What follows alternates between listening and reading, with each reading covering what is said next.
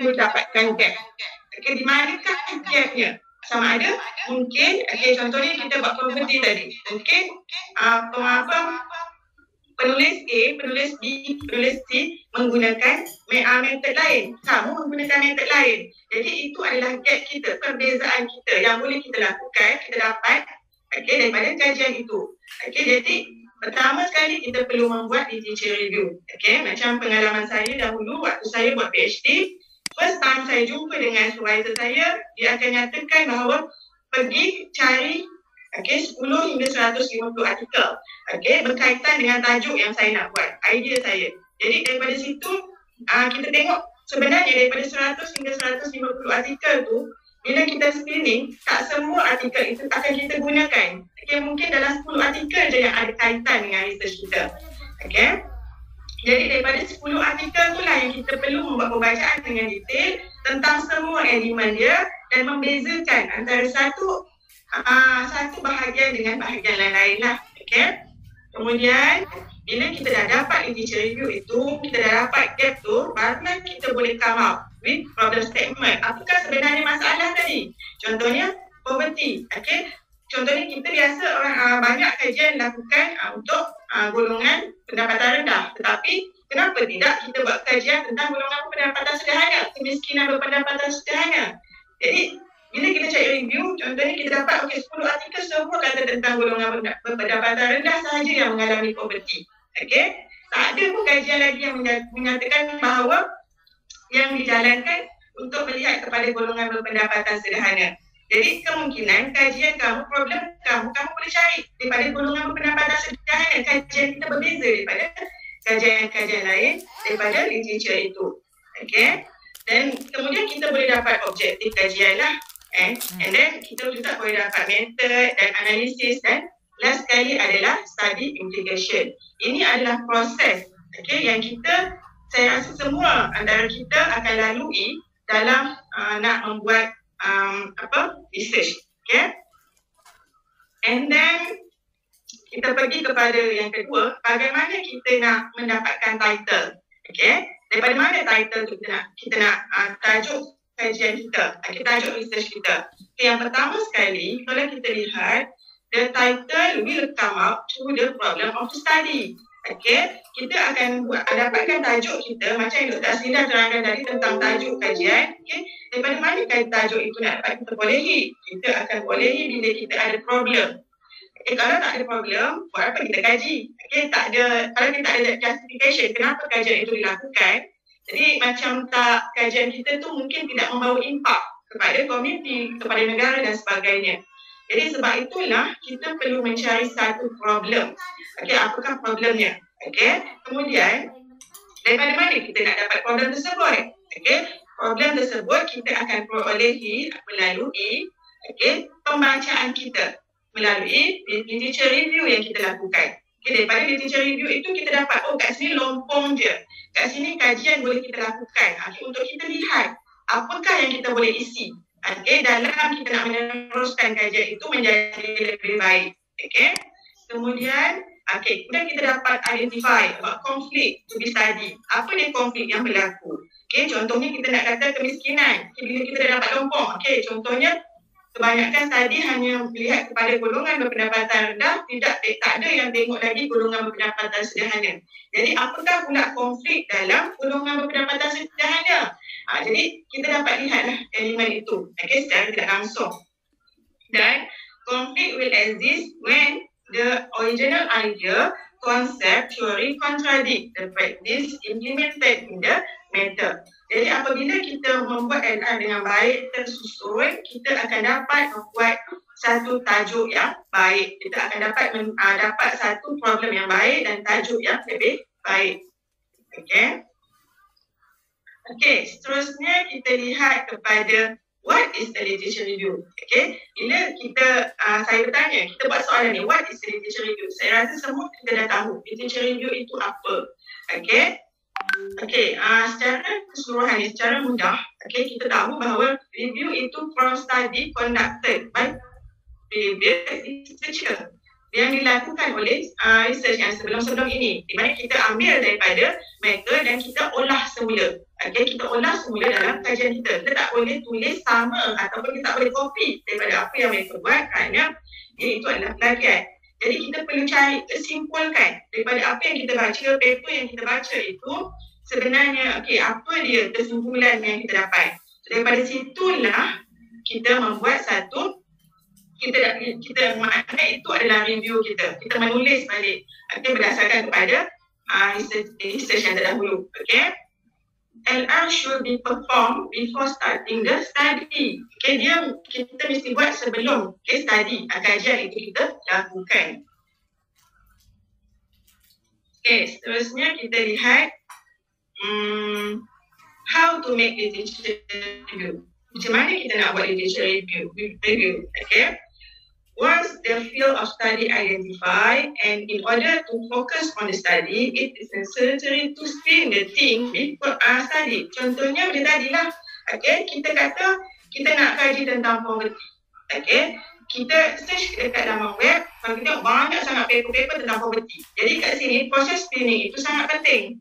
Okay, kita screen, okay, poverty dalam aspek apa pula kita nak kaji. Jadi screening, kita screen paper-paper itu, kita baca di dalam abstract dia. Kemudian bila dalam fasa ini sebenarnya sistem filing itu sangatlah penting. Okay, di mana kita perlu letak di satu folder di mana kita jangan campurkan bahan bacaan yang telah kita baca dengan yang belum kita baca lagi lah sebelum kita review.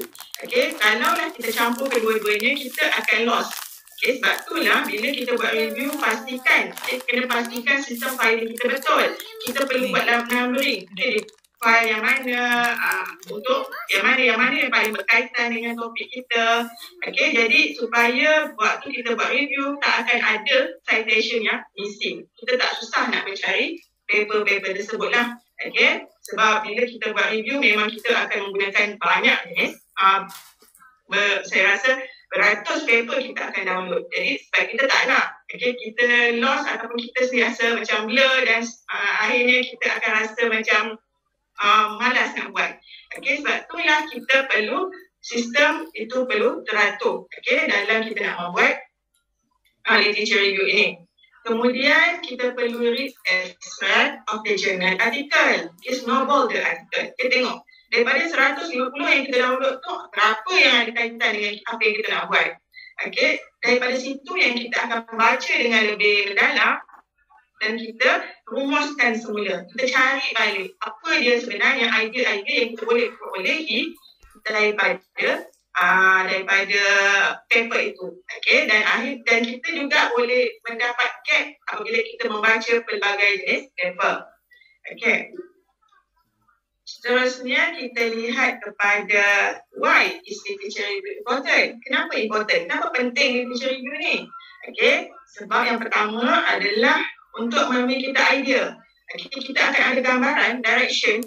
Okay, macam mana kita nak membuat kajian kita. Macam mana kita nak buat research kita. Okay, di mana bila kita tengok, okay, pengkaji A menggunakan kaedah kualitatif. Dia menggunakan respondennya berapa. Jadi kita akan dapat idea. Mungkin kalau kajian ini saya lakukan, saya nak guna kaedah ini dan buat macam berapa pula responden saya. Jadi dia akan beri kita idea untuk membuat research kita. Okay. Kemudian able to collect information on a variable to be studied. Okay, kita dapat collect information, banyak information kita dapat.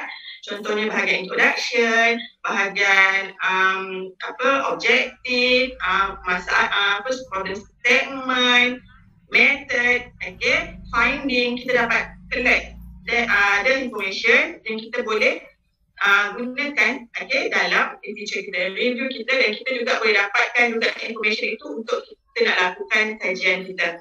Okay, find out the status of the study, whether it has been studied or not. Okay, macam tadi lah saya cakap. Okay, kalaulah kita terus pergi kepada isu, kita tak pergi kepada literature, okay, yang ditakuti adalah bila kita dah buat kajian kita, tiba-tiba bila kita semak dalam bila kita cari paper, rupanya kajian yang sama dah banyak dilakukan. Jadi dia macam membuang masa kita lah, macam dia menyebabkan kita perlu tukar kajian kita kepada perkara yang lain pula. Okay? Jadi kita nak mengelakkan perkara itu berlaku, kita buat review terlebih dahulu. Okay? Bila kita buat review terlebih dahulu, kita akan dapat banyak info, okay? Dan kita akan tahu sesuai tak kajian kita teruskan ataupun tidak. Okay? Kemudian identify gap to determine research problem that will lead to the topic and the strength of quality of the thesis. Okay, based on the literature. Dia akan tengok itu adalah kekuatan kita lah dalam research kita. Sebab daripada situlah kita tahu problem kita tu sebenarnya kuat atau tidak, lemah. Problem yang kuat atau problem yang lemah. Okay. Okay, seterusnya, okay, what do you need to for literature review? Okay, yang pertama sekali, istilah artikel. Okay, istilah artikel, material, data, okay, according the field of study. Okay, berkaitan dengan apa kajian kita. Contohnya kalau kita buat kajian tentang poverty, kita carilah material, data-data tentang poverty, artikel tentang poverty. Kalau kita buat kajian tentang management, kita carilah artikel yang berkaitan dengan management. Kalau kita buat kaitan dengan corruption, kita carilah artikel berkaitan dengan corruption yang berkaitan dengan topik yang kita nak kaji itu. Okay. Kemudian kita able to comment, okay, atau review artikel itu. Maknanya apabila semasa kita membaca artikel-artikel itu, kita perlu membuat review. Kita perlu lihat, okay, apakah dia berkaitan atau tidak. Contohnya, okay, tajuknya berkaitan dengan poverty. Okay, tapi apa yang diceritakan di bawahnya, dia cerita pasal poverty itu sikit je. Yang lain semua dia cerita pasal perkara lain. Jadi, kat situ review itu penting. Okay, untuk kita komenlah balik artikel itu. Okay, dalam literature review kita lah nanti. Okay. Able to critique the article and able to detect gaps and problems to make other studies. Okay. And then, okay, ini adalah saya letak sikit. Ini adalah situasi kalau kita lihat bila kita tiada satu sistem yang teratur dalam kita membuat research. Okay, sebab itulah bila kita ada sistem, kita rasa kita dah baca banyak paper, tapi bila kita nak tulis, kita tak tahu apa yang kita dah buat sebelum ni. Okay, kita baca, menulis, okay, repeat. Just kita do the same thing, tapi last kita still tak tahu apa sebenarnya yang perlu kita masukkan, apa sebenarnya problem. Okay, sekiranya kita tidak ada sistem yang teratur dalam kita nak membuat literature review ini. Okay. Okay. Okay, kita lihat kepada procedure. Apakah procedure for reviewing article? Okay. Ada beberapa elemen penting, ada beberapa perkara yang kita boleh lihat, okay, dalam kita nak review. Terutamanya adalah bahagian introduction. Okay, kita lihat paper-paper tersebut. Okay. A brief introduction to the article di review. Kita review, kita lihat adakah dia sesuai dengan tajuk kita ataupun tidak. Kemudian isu dan problem. Adakah finding important content in the article? Apakah isu dalam artikel tersebut? Okay, adakah contohnya isu yang paper pertama kita jumpa tentang integriti ini berpunca daripada masalah integriti berpunca dari penyalahgunaan kuasa. Okay, itu isu pertama dalam paper pertama. Mungkin isu daripada paper kedua berbeza. Mungkin isu dalam paper ketiga sama dengan paper yang ketiga sama dengan paper kedua. Jadi kita perlu keluarkan isu-isu ini dan kita cari satu isu pun kita cari perbezaan antara paper tersebut. Dan perlu diingat bahawa bila kita review paper, gunakan your own sentences. Gunakan perkataan sendiri kita lah. Janganlah kita copy, okay, daripada paper ini masukkan terus di dalam dalam tesis kita. Okay, dia sangat berbahaya dan juga dia memang salah dari segi integriti pendidikan tu, cenderung dia memang salah. Okay, kemudian research methodology. Okay, sampel dia. Kita tengok bahagian sampel dia. Berapa ramai responden yang digunakan. Okay, berapa jangka masa kajian itu dilakukan. Okay, jadi kita perlu lihat kepada perkara ini. Data collection, dia menggunakan collection mana? Data cara metod yang mana satu? Kualitatif, kuantitatif, clinical atau mixed method. Jadi contohnya, okay, kita lihat, okay, Okey, contohnya kita lihat pengkaji pertama, pengkaji kedua, pengkaji ketiga semua menggunakan data kualitatif contohnya. Jadi mungkin kita nak berbeza, kita buat research yang sama tetapi kita bezakan dalam aspek metod tadi. Kita guna kajian klinikal. Jadi kita menggunakan dari dapatan kita akan berbeza kat sini. Okay, jadi itu sangat penting lah. Itu yang membezakan gap antara kita dengan pengkaji-pengkaji lain. Okay? Kemudian instrumen.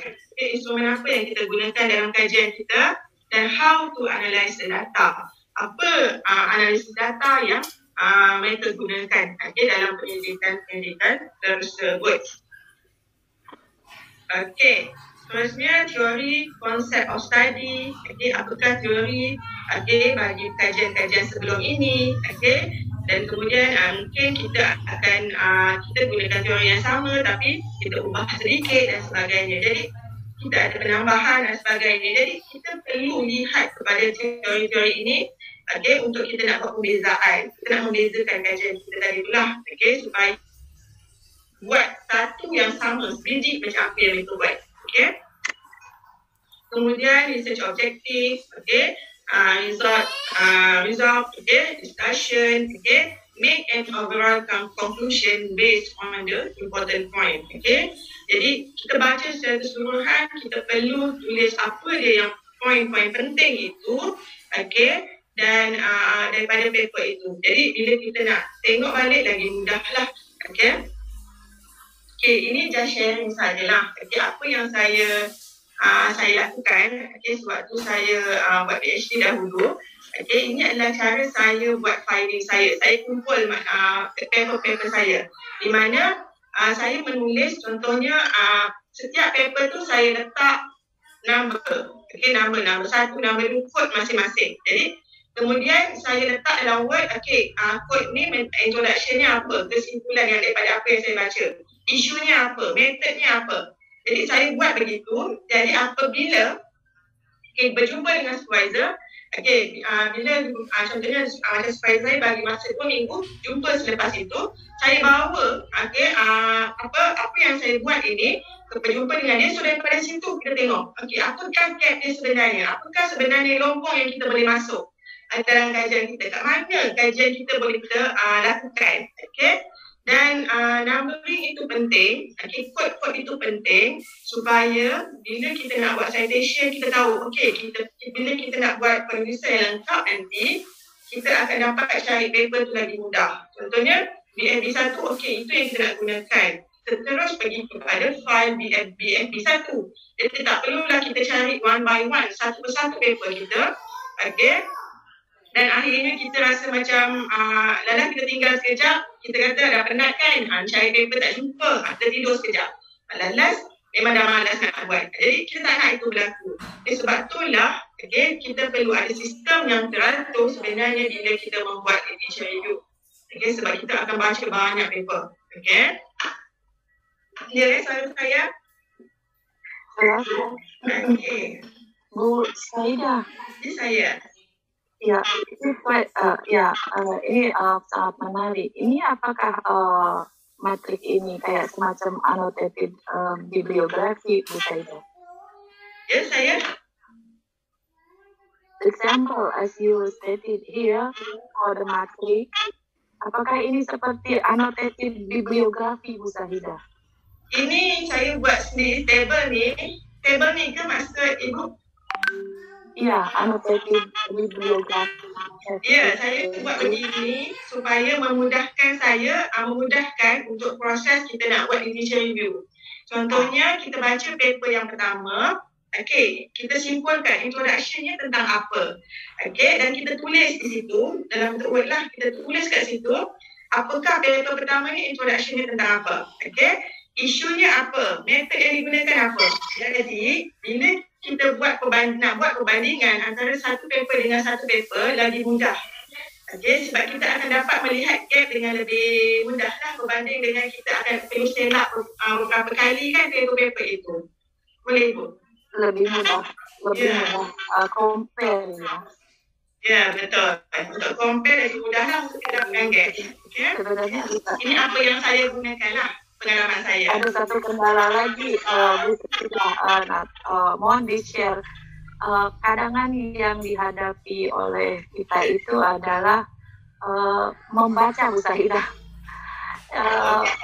Collect many papers, articles, but reading itu suka menjadi kendala yang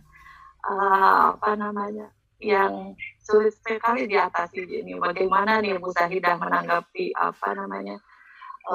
reading yang banyak dari sekian artikel? Itu saya akan share nanti di akhir nanti, boleh Ibu? Boleh. Okay.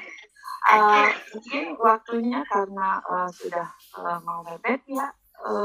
Silakan, ada yang mau bertanya dari peserta? Saya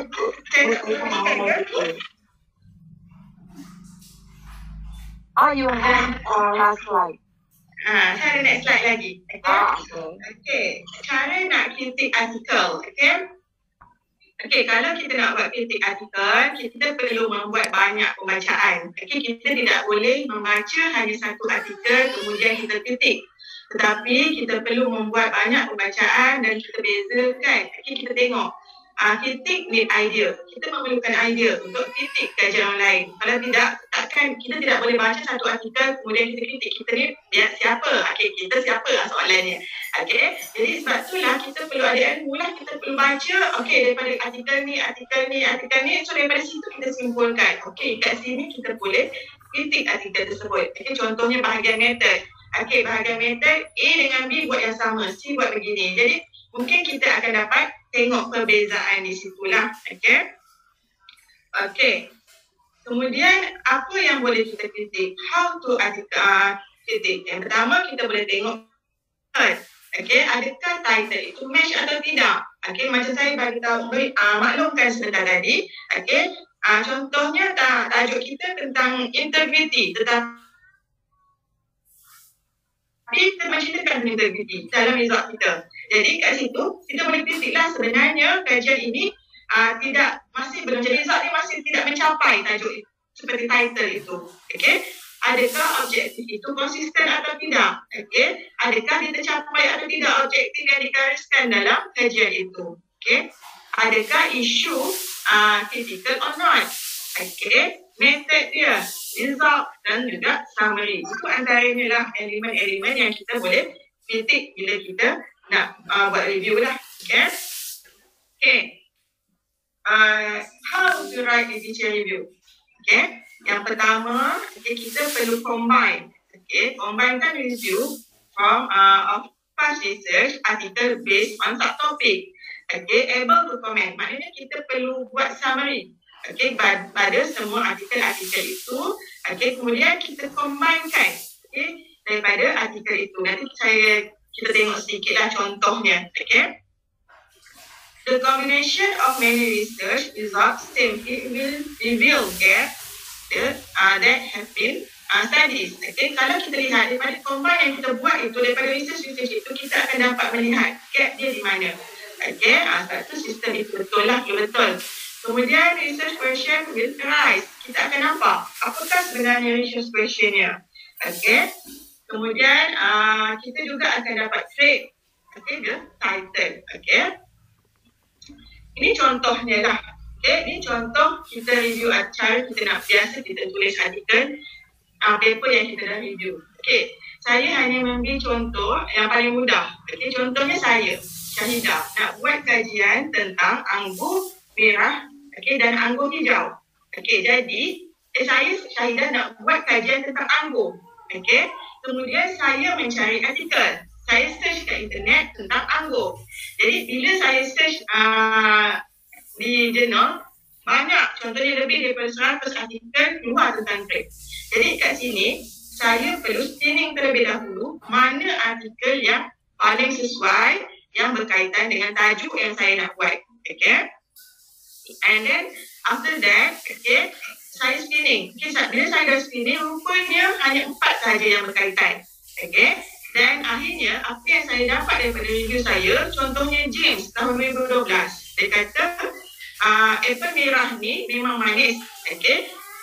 terutamanya bila makan dengan sugar. Okay, bila makan dengan sugar dia memang usually memang naturally manis, tapi kalau makan dengan sugar dia lagi manis. Itu dapatan kajian James yang saya dapat apabila saya baca keseluruhan artikel dia. Okay, dapatan kajian dia.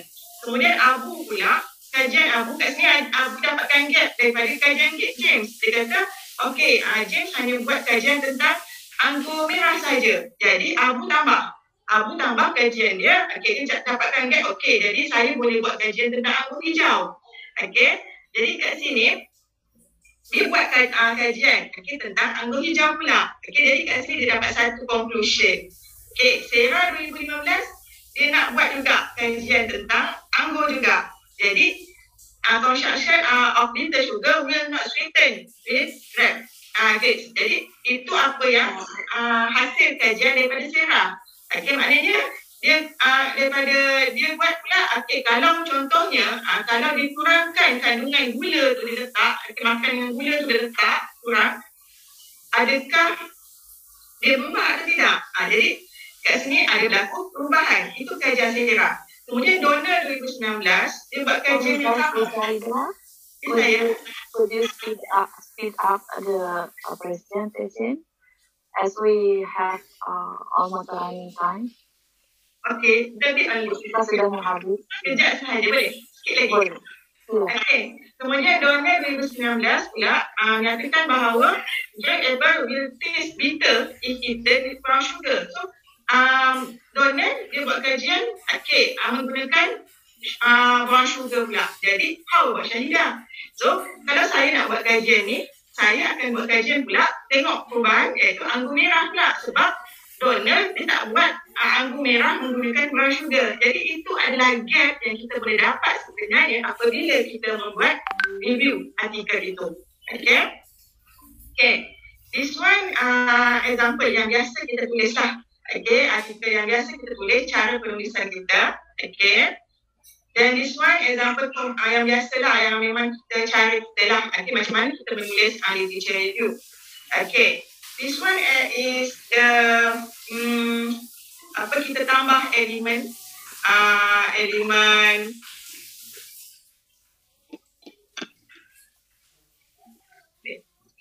di mana kalau kita lihat, kita tambah kat sini analytical di mana red and green grapes will be sweet consumed with sugar. Ini adalah kajian daripada James Abu in large quantities. Ini adalah salah sebab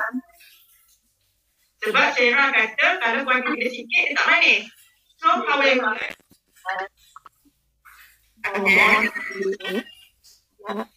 Mungkin ada yang bocor pusat.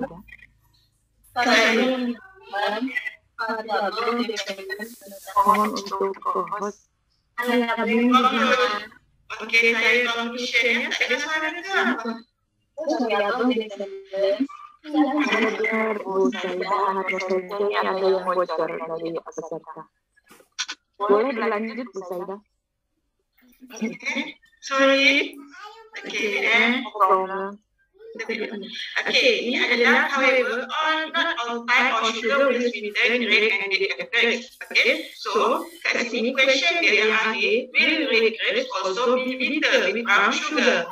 Okay, ini adalah persoalan dia lah. Yang kita boleh buat kajian kita. Kita boleh jadikan satu isu untuk kajian kita, permasalahan problem statement kita untuk kajian seterusnya. Okay. Kemudian kalau kita lihat ini boleh generate yang pertama dari problem statement. Kita akan daripada itu kita akan dapat membina satu problem statement. Okay, berdasarkan pada penulisan kita dah tadi. Okay. Kemudian kita dapat isu research question. Kita dapat menjawab kita dapat buat satu question. And then kita boleh develop research objective. Okay, what is the objective of the research? Apakah objektif yang lain? Okay, can determine the methodology of the study. Okay, only with the solid and appeal be able to produce research proposal and thesis. Okay, conclusion. This is the last one. What are examiners looking for? Okay? Jika kita nak dapat pengajian, kita akan ada viva dan sebagainya. Tetapi apa yang akan dilihat oleh examiner dalam bab 2 kita, literature review kita. Yang pertama sekali is the literature level or not. Okay? Is the review critical or just descriptive, ataupun kita hanya tulis saja, kita tak ada pun buat hujangan. Okay? Jadi kat situ ia sangat penting. Kita perlu buat critical review pun perlu ada. Okay? It is comprehensive. Okay? Does it link to the method in the thesis? Okay, adakah dia ada link tak dengan tesis yang kita buat? Ataupun dia tak ada kaitan langsung. Jadi bila kita buat pembacaan, examiner dia akan lihat pada perkara ini. Does it summarize? Okay? The essential aspect. Adakah kita summarize tak? Kita simpulkan tak perkara penting itu? Ataupun last kita kajian kita tiada apa yang kita boleh lihat. Jadi kat situ ia sangat-sangat penting yang perlu dilihat lah. Jadi bila kita membuat kajian dalam namanya bila kita lihat bab kita. Okay? That's all. Thank you. Sangat menarik sekali. Kebetulan kita sudah mau masuk ke question and answers, Bu Saida. Sebenarnya ini banyak yang ingin bertanya, tapi karena waktu yang membatasi juga, jadi saya boleh bacakan hanya satu pertanyaan saja ya Bu Saida. Boleh. Jadi ini ada di chat. Jadi dari Victoria Universitas Pakuan, Bu Saida. Izin bertanya, bagaimana cara menentukan judul nih yang baik dalam membuat suatu penelitian? Apakah harus memiliki pengalaman agar bisa menjalankan proses dan konsen dalam pembuatan penelitian atau skripsi? Jadi apakah harus sudah memiliki pengalaman saya dalam menentukan judul?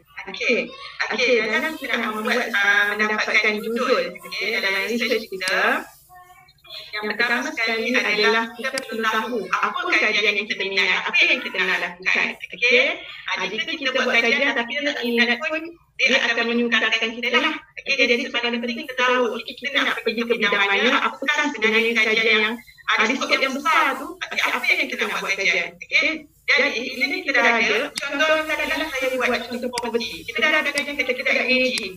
Okey, melalui pembacaan kita contohnya, okey, poverty itu adalah satu isu yang besar. Okey, kepada semua negara di seluruh dunia. Jadi, tetapi kita tak tahu fokus kajian kita apa. Jadi macam mana kita nak dapatkan fokus? Kita nak dapatkan fokus itu adalah melalui pembacaan kita. Kita tengok contoh kajian-kajian lain. Apakah yang mereka gunakan? Apakah skop mereka? Dan kita perlu sesuaikan supaya kita tak nak ada perpilihan. Contohnya macam tadi yang Ibu Dr. Asrina share. Okey, kalau kita lihat, kita boleh buat tajuk itu, tetapi kita pun carilah mungkin kita boleh bezakan di bahagian method, kita boleh bezakan di bahagian-bahagian lain. Kita boleh cari justification itu kita boleh dapatkan. Dan apakah sebenarnya contohnya poverty mana yang kita nak pergi, kawasan mana yang kita nak lihat, jadi negara mana yang kita nak kaji. Jadi kita perlu lihat pada perkara itu. Tapi yang penting adalah dalam literature review itu kita akan dapat idea sebenarnya secara tidak langsung. Jawab tak? Bueno. Ya. Boleh saya bertanya? Boleh, Bu Salma? Boleh, silakan Pak Prasetyo. Boleh, waktunya silakan agak diperpanjang karena mungkin Pak Pras ini penasaran juga. Silakan. One more question, Ibu Saida. Aside from this literature review, we know that it is important for us to underline our research then. But how to verify and to check the literature or reference that we use is valid or relevant to our research? Because sometimes I read some articles or reference that this is in a letter in literature review is okay, but in a practical aspect it is not relevant again. So how we to make sure or ascertain that this is relevant or relevant for our research? Okay. Thank you. Kerana kita lihat saya tadi sebab itu kita adakan fisikan seperti fisik artikel itu. Tapi kita perlu mendapatkan sumber lain juga. Contohnya, kita dapat satu artikel tentang isu tentang integriti. Okay? Jadi kita rasa macam isu itu memang relevan, tapi apa yang dituliskannya tidak sesuai. Dapatan kajiannya tidak betul. Jadi kita perlu cari satu lagi, kita perlu cari sokongan lain untuk nak membuktikan apa yang kita nak betul. Jadi tidak bolehlah bergantung pada kita nak buat kritikan, kita cakap hanya kita sebagai individu ni tidak ada masalah. Tidak. Tetapi kita perlu mencari sokongan lain, data-data lain untuk sama-sama menyokong statement kita. Baru kita boleh kritik artikel itu. Okay? Atau ada alat atau tools yang mungkin bisa kita gunakan untuk verifikasi atau cek artikel ini oke nih layak kita gunakan. Tak ada ya. Oke, baik, terima kasih Ibu Dr. Saida. Ya. Terima kasih. I think that's the last question, Bu Saida, because Bu Salma sudah warning saya harus sudah pertanyaan di chat room. Mohon maaf, memang waktunya mungkin nanti akan bisa ber-WA ya Bu Saida ya. Baik, mungkin nanti Dr. Saida bisa menjawab pertanyaannya melalui chat Saida. Melalui chat gitu. Oke, ya, saya kira saya simpulkan dari yang sudah tadi kita sama-sama dengarkan dengan Bu Saida bahwa memang literatur review ini kita perlukan untuk membuat sebuah riset ya, dari mulai kita kemudian juga mapping namanya critical review, membuat tabel juga membandingkan bagaimana ide-ide dari artikel yang tadi dikumpulkan itu bisa secara teknik tadi kita bisa pelajari dari sharing pengalaman Bu Saida ya. Jadi kalau saya tahunya itu tekniknya itu namanya annotated bibliografi. Jadi di situ kita bisa membuat Excel, kemudian Excel ini dilengkapi dengan judul, author, sampai nanti ide-ide apa yang kira-kira dapat ditarik dari artikel-artikel yang sudah kita collect. Kemudian kita juga perlu tadi ya Bu Saida ada tambahan untuk validity ya Bu Saida. Jadi untuk validity bahwa dari penemuan-penemuan artikel atau riset-riset dari penelitian terdahulu itu kita harus juga perlu cari bukti-bukti pendukung, argumen-argumen pendukung, apakah argumen-argumen ini bisa mendukung fokus atau topik dari studi kita. Saya kira mungkin itu yang bisa saya sampaikan untuk topik literature review on social sciences tadi untuk sesi ini. Terima kasih Bu Saida. Thank you. Yeah, I think we need to have another time to share. I think another time we will need more than half an hour, Bu Saida. Okay, I think time saya kembalikan ke Bu Salma. Silakan Bu Salma. Apanya? Baik, terima kasih kepada Dr.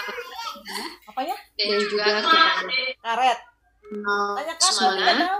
Selanjutnya kita memasuki topik terakhir dari presentation session pertama pada hari ini.